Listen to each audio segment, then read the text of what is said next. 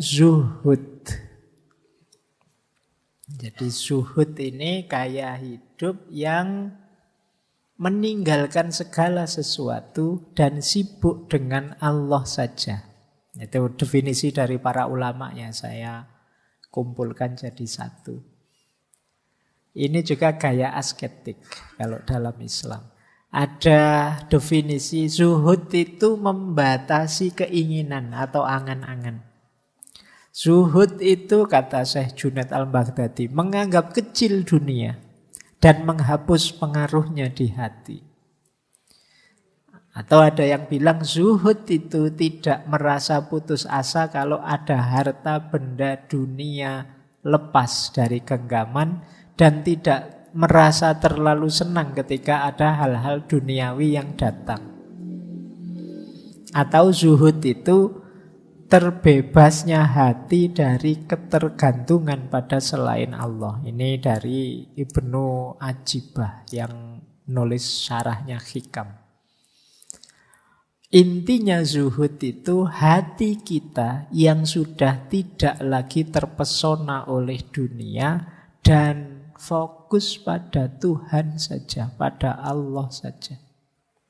Tidak lagi terpesona, tidak lagi jatuh cinta, bukan berarti tidak punya dunia, tidak bekerja, tidak punya apa-apa, enggak.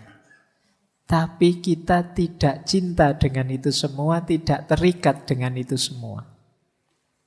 Fokus cinta kita hanya pada Tuhan saja. Ini namanya jiwa yang zuhud.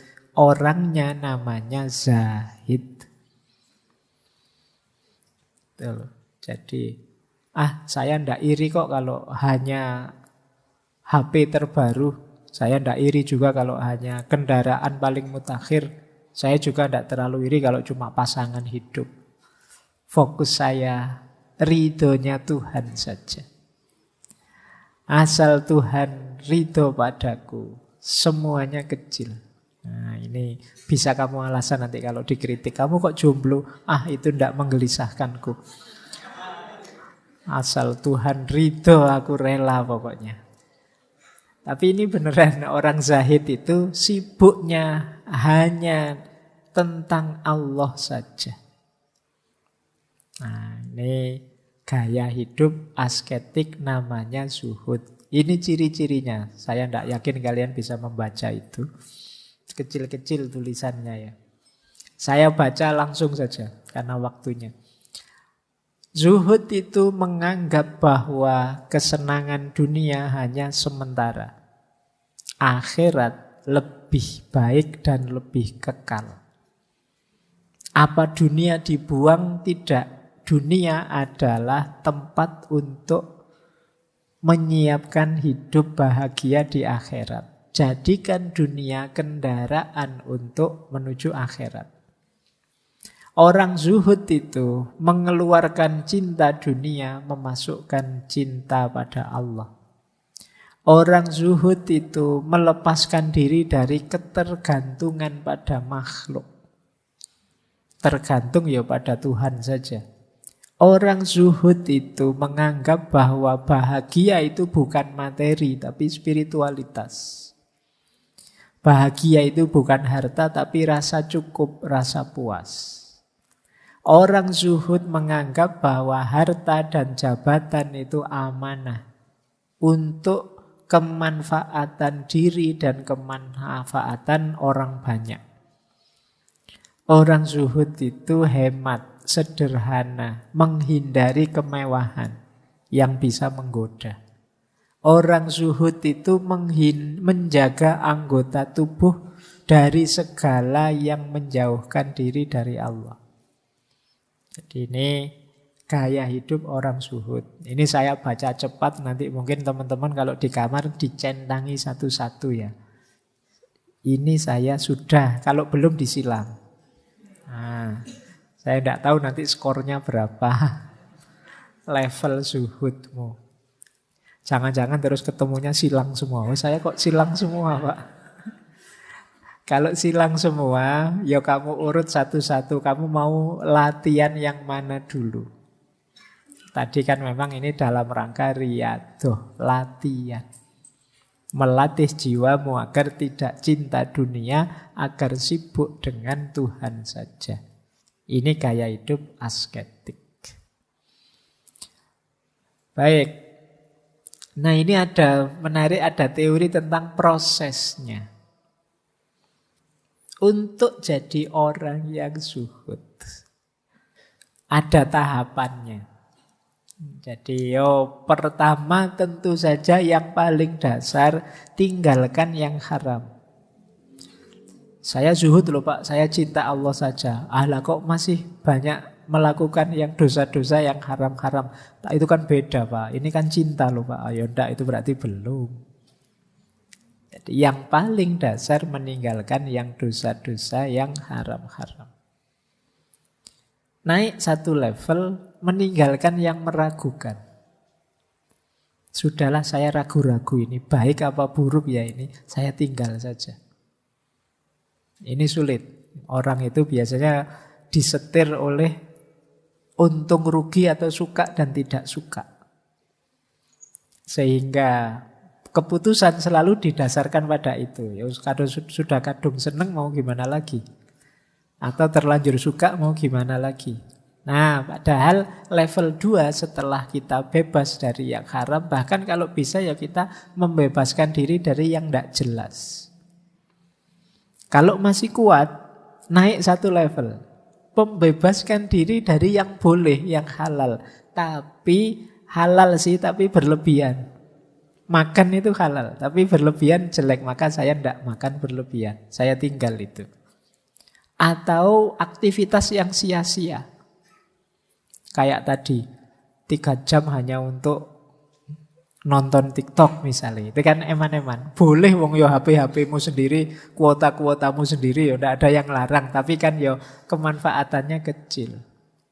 Maka saya hindari yang begitu. Itu yang halal tapi sia-sia kamu tinggalkan.